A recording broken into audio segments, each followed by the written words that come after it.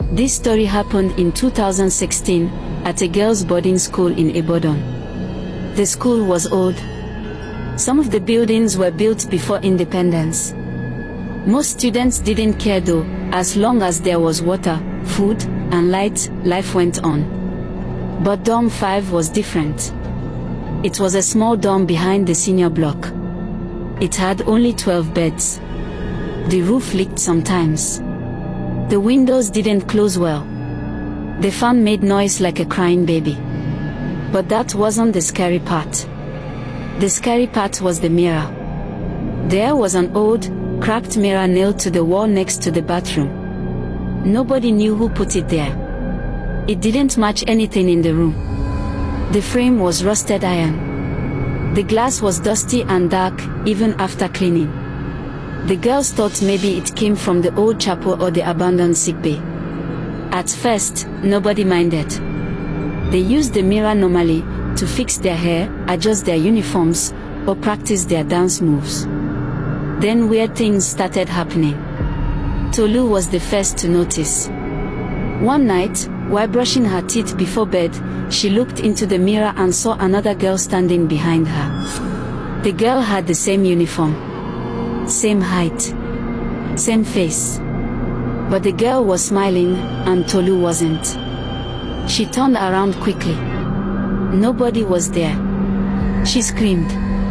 Everyone came rushing. When she told them what she saw, some girls laughed. Others looked scared. They told her maybe she was tired, or dreaming with her eyes open. She said it didn't feel like a dream. After that night, Tolu refused to go near the mirror again. A few days later, another girl, Peace, had her own experience. She woke up at 2 a.m., standing right in front of the mirror. Just standing there, staring. She didn't remember getting out of bed. She wasn't sleepwalking before, at least, not that anyone knew. What made it worse? She said her reflection was moving on its own, smiling slowly, not blinking, just watching her. Peace cried for hours. They let her move to another dorm. That was when the other girls started getting scared. They tried covering the mirror.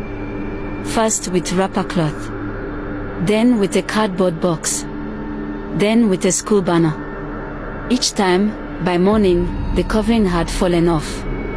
And always, the glass looked darker, like something behind it was breathing. Some girls said they heard whispers while brushing teeth. Some said they saw quick shadows moving in the mirror. One girl swore she saw herself standing behind herself. One night, Ruth screamed and fainted. She said her reflection had blinked, even though she didn't. The house mistress came the next morning. The girls told her what was happening. She laughed. "You girls watch too many horror films. Stop scaring yourselves." But the stories didn't stop. Then came the worst part. A girl went missing. Her name was Aisha. Quiet girl. Always reading, always minding her business. No enemies. No drama. One night, after lights out, the other girls noticed her bed was empty. Her sandals were still by the bed. Her toothbrush was still wet from earlier. But she was gone. They searched the whole school, classrooms, chapel, toilets, behind the fence. Nothing. The doors and windows had been locked from inside. There was no way she left the dorm without help. But no one had seen her. No one had heard her scream. Aisha was never found. That was the final straw. The principal got involved. They brought a handyman to remove the mirror. When he pulled it off the wall, they found a hole behind it. A large square hole, like a narrow tunnel. But it didn't end. The torch they shone inside didn't show anything. The light just disappeared. Cold air came from it, like fridge air. The walls of the hole had scratch marks, like fingernails. The whole room went quiet. The principal said it was maybe part of the old plumbing or construction. But nobody believed that. They sealed the hole with bricks and cement the same day. Dorm 5 was shut down. No more students were placed there. The keys were thrown away. That should have been the end. But even now, girls say if you walk past Dorm 5 at night, you hear strange things. Crying. Whispering. Sometimes, laughing. A teacher once said she saw someone inside the window at 2 a.m. even though the dorm was locked. She thought maybe it was security.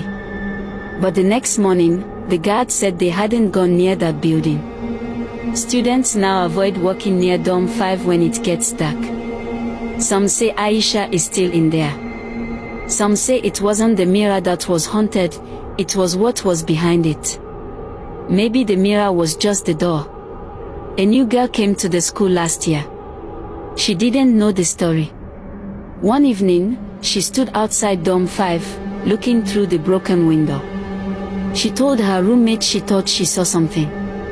A small mirror, floating in the air, and a girl inside it, waving and smiling. Some doors don't open with keys. Some mirrors don't show reflections. And in Dorm 5, something